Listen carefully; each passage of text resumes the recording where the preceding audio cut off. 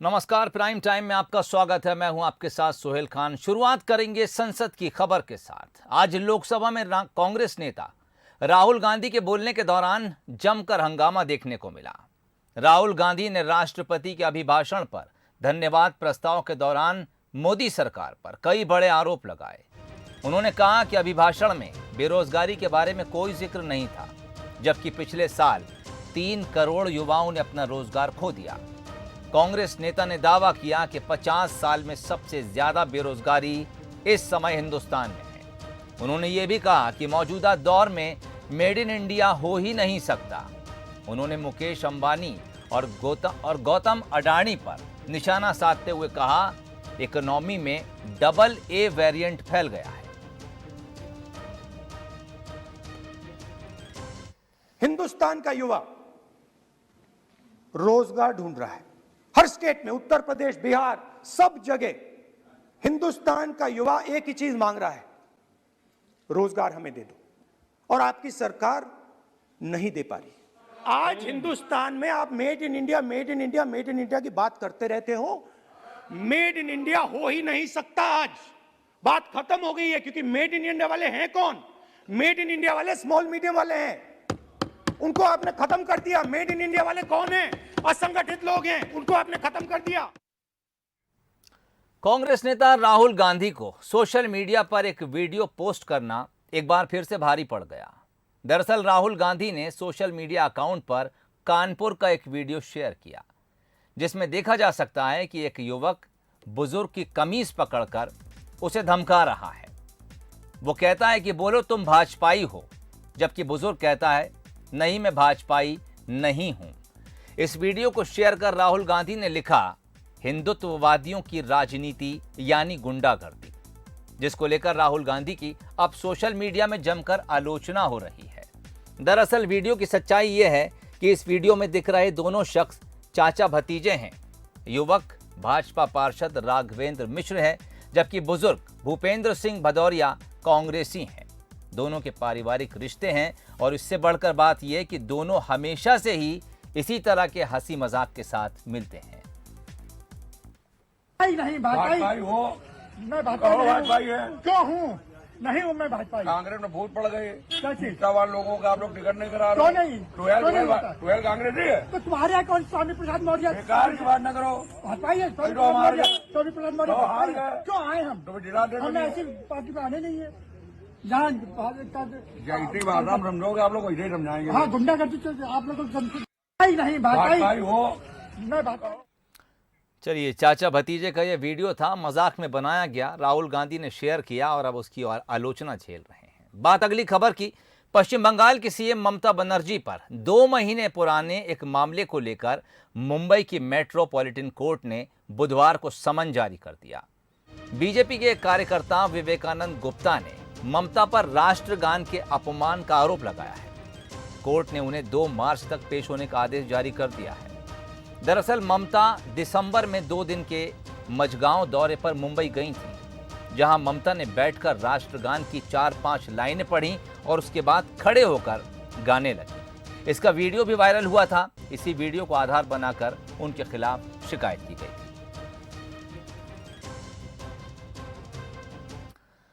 और अब बात करेंगे उत्तर प्रदेश की, जहां के चुनाव में पार्टियों के बीच जबरदस्त तल्खी देखने को मिल रही है। वहीं समाजवादी पार्टी और कांग्रेस के बीच एक केमिस्ट्री भी देखने को मिल रही है। कांग्रेस ने अखिलेश यादव की करहल और शिवपाल यादव की जसवंत नगर विधानसभा सीट पर अपना उम्मीदवार नहीं उतारा है।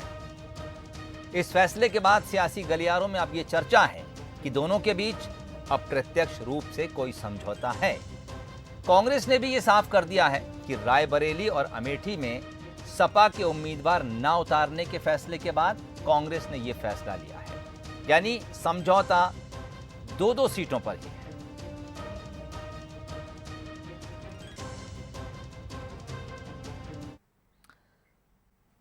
जातिवाद यूपी की सियासत की तासीर रही है। समाजवादी पार्टी और बहुजन समाज पार्टी ने इसी सियासी गणित के दम पर यूपी में अपनी सरकार भी बनाई।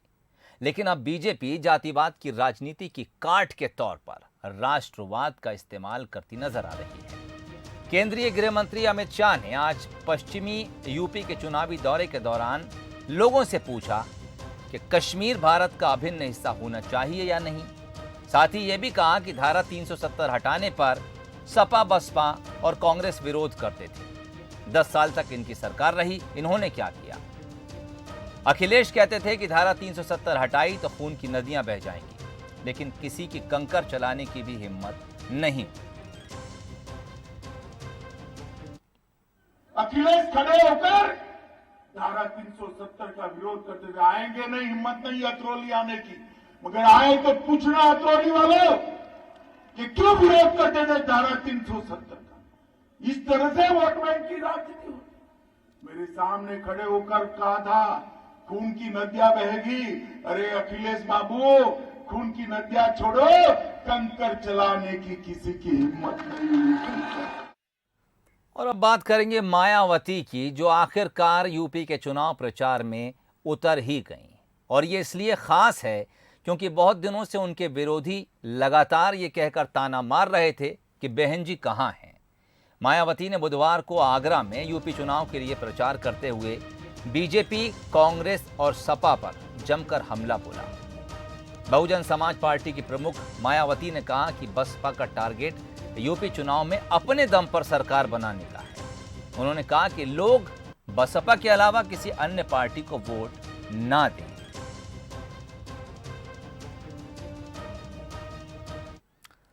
चलिए, सियासत के बाद अब बात करेंगे कोरोना की, जिसके वायरस से बचाव के लिए मार्केट में एक और वैक्सीन ज़ाइकोव डी की सप्लाई शुरू हो गई है। इस वैक्सीन की खास बात यह है कि यह वैक्सीन नीडल फ्री है, यानी इसे लगवाने के लिए किसी तरह की सुई चुभने का दर्द अब सहन नहीं करना होगा। हालांकि अब तक बाजार में आई दूसरी कोरोना वैक्सीन की तरह इसके 2 नहीं बल्कि 3 डोज लगाए जाएंगे। ये दुनिया की पहली ऐसी वैक्सीन है जो डीएनए बेस्ड और नीडल फ्री है। इस वैक्सीन को अहमदाबाद की फार्मा कंपनी जाइडस कैडिला ने तैयार किया है। बुधवार से कंपनी ने इसकी सप्लाई केंद्र सरकार को शुरू कर दी। केंद्र सरकार ने फिलहाल इसकी 1 करोड़ डोज का ऑर्डर दिया है।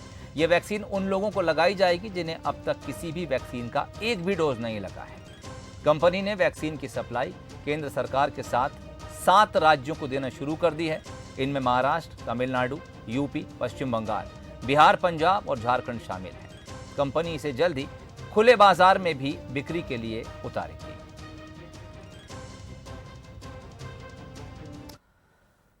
क्षेत्रों में विकास कार्य किस रफ्तार से चल रहे हैं, क्या कुछ प्रोग्रेस रिपोर्ट है।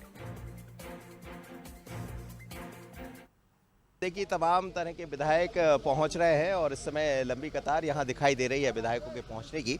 और आज बजट को लेकर सुझाव लिया जाना है। जो सीएम साहब ने जो समीक्षा की थी पिछली दफे, उसकी फिर पुनः समीक्षा की है कि विभाग की क्या प्रोग्रेस रही इतने दिनों में। इस प्रकार से सारे विभागों की बजट में भी मंथन किया जाएगा। कुछ आप लोगों के निश्चित रूप से केंद्र का जो बजट पास हुआ है, मध्य प्रदेश सरकार की हर विभाग की कोशिश होना चाहिए। मुख्यमंत्री जी ने भी निर्देश दिए कि अधिक से अधिक हम बजट का लाभ उठाएं। क्या होने वाला मनोज जी बैठक? जी, अब बैठक बुलाई है। आने वाले समय में अगला एक तो सत्र आहूत होना है, फिर बजट सत्र भी आना है। बहुत सारी बातें हैं, इसी संबंध में सब चर्चा होना। कुछ विषय निर्धारित किए हैं? कोई विषय निर्धारित नहीं किया है अभी, पर आने वाले समय तय करना है। इस वजह से चर्चा डिनर पर होगी या साधारण चर्चा होगी? चर्चा डिनर पे ही होगी। और सीएम साहब कोई नया कोई काम करना चाह रहे हैं, सभी को मिला करके निश्चित रूप से नई सौगात हमारे प्रदेश को मिलने वाली है, कुछ न कुछ अच्छी। चलिए, बड़ी बात कह दी है मनोज चौधरी ने। जैसा कह रहे हैं कि बड़ी महत्वपूर्ण बैठक है और इस बैठक में कई तरह के निर्णय होने वाले हैं। बैठक देर रात तक चलने वाली है, जिसमें तमाम सारे विधायकों के साथ मुख्यमंत्री डिनर करने वाले हैं। लेकिन महत्वपूर्ण बात यही है कि बजट को लेकर क्या और अच्छा किया जा सकता है मध्य प्रदेश को लेकर, तो उसको लेकर सुझाव लिए जाएंगे। साथ ही जैसा मनोज चौधरी बता रहे थे, विधायक है, हो सकता है कुछ नई सौगात भी देखने को मिले। लंबी चलेगी ये बैठक। आशीष खरे के साथ मनोज सैनी, मंसूरी, भोपाल। पिछड़ा वर्ग कल्याण आयोग के अध्यक्ष गौरीशंकर बिसेन के बयान के बाद एक बार फिर ओबीसी आरक्षण पर चर्चा गर्मा गई है। उनका कहना है कि प्रदेश में 50% से ज्यादा ओबीसी हैं और इन्हें 27% आरक्षण दिलाने के लिए रिपोर्ट तैयार हो रही है। जल्दी सुप्रीम कोर्ट के आदेश के मुताबिक सरकार को ये रिपोर्ट सौंपी भी जाएगी। हालांकि कांग्रेस को इसमें भी डाउट है। ओबीसी आरक्षण को लेकर नया अपडेट। गौरीशंकर बिसेन का बड़ा बयान। एमपी में 50% से ज्यादा ओबीसी, 27% आरक्षण को लेकर जुटाए आंकड़े।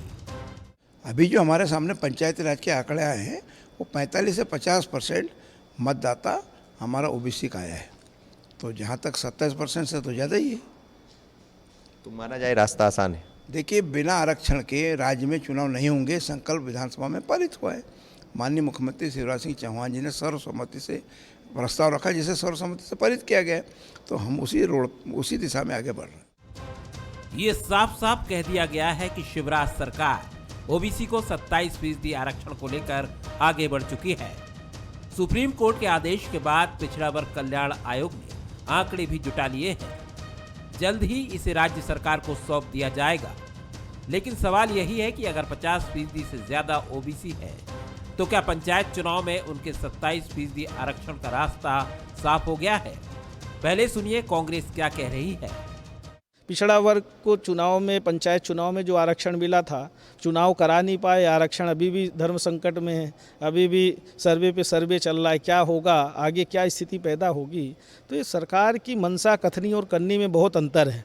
इन्होंने एक पिछड़ा वर्ग कल्याण बोर्ड गठित किया और आज तक उसको संवैधानिक दर्जा मिला नहीं है। कांग्रेस को थोड़ा डाउट है। वैसे सुप्रीम कोर्ट ने ये साफ कहा है कि किसी भी मामले में SC, ST, OBC के पक्ष में कुल आरक्षित सीटों का प्रतिशत 50% से ज्यादा नहीं होना चाहिए। वैसे सरकार को भी इसकी पूरी जानकारी है, वो भी इस पर जरूर गौर कर रही होगी। लेकिन इस पर कानून के जानकार क्या सोचते हैं? जो आयोग है, आयोग ने अपना सर्वे किया है, सर्वे के इसके आधार पर ये कहा है कि 50% आबादी जो मध्य प्रदेश में है वो ओबीसी की है। यदि ये रिपोर्ट न्यायालय के समक्ष जाती है तो ठीक है, इस बात पर न्यायालय भी संज्ञान में तो आना चाहिए कि क्या स्थिति है, सरकार क्यों ये लेना चाह रही। पर मेरा जो ओपिनियन है, वो जो हमारा जो याचिकाओं में जो ग्राउंड लिए गए हैं कि ये जो पॉपुलेशन कितनी भी हो जाए, एनी कंडीशन 50% से ज़्यादा रिजर्वेशन नहीं हो सकता है, इसलिए इस रिपोर्ट से कोई महत्व नहीं प्रभाव पड़ता है। इतना तो अब साफ है कि 27% ओबीसी आरक्षण को लेकर शिवराज सरकार की तरफ से कोई गतिरोध नहीं है। हाल ही में सरकार ने सीधी भर्ती में भी ओबीसी को 27% आरक्षण का ऐलान किया है। रही बात पंचायत की, तो अगर सब कुछ ठीक रहा तो 27% ओबीसी आरक्षण के साथ जल्द ही चुनाव भी होने के आसार हैं। Bureau report, Bansal news, Bhopal. MP में शराबबंदी को लेकर पूर्व मुख्यमंत्री उमा भारती की सोच साफ है। इसको लेकर वो लगातार बयान देती रहती हैं और एक बार फिर उमा भारती ने बयान देते हुए कहा वो 14 फरवरी के बाद से शराबबंदी मुहिम शुरू करने जा रही हैं। हालांकि इस पर कांग्रेस ने चुटकी ली है। कांग्रेस की तरफ से कहा गया कि उमा भारती मैदान में उतरें, कांग्रेस उनके साथ है, लेकिन अभियान को लेकर तारीख पर तारीख देना ठीक नहीं है। देखिए पूरी खबर। शराबबंदी पर उमा का ऐलान जंग, जल्द शराबबंदी मुहिम का दिखेगा रंग। 14 फरवरी के बाद एक्टिव होंगी उमा, शराबबंदी पर फिर सियासी रंग जमा।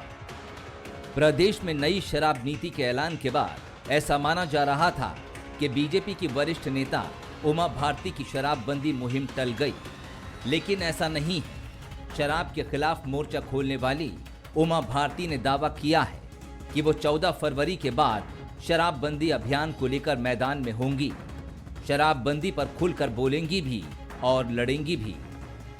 आपकी शराबबंदी की जो मांग है वो 14, मैंने आपको 14 फरवरी डेट दी हुई है, क्योंकि मेरा अभी हवन नहीं हुआ। वो जो एक समाप्ति का हवन होना है ना, जो मेरे गुरुजी के स्थान पर जप चल रहा है, वो 14 फरवरी को उसका हवन है। लेकिन मेरे को बहुत व्याकुलता थी माई से और राम राजा सरकार की रोशनी करने की, इसलिए मैं आ गई हूँ। मैंने पार्टी को भी कहा कि मैं 14 फरवरी के बाद के प्रचार में एक्टिव होंगी। शराबबंदी को लेकर उमा भारती लगातार सवाल उठाती रही हैं।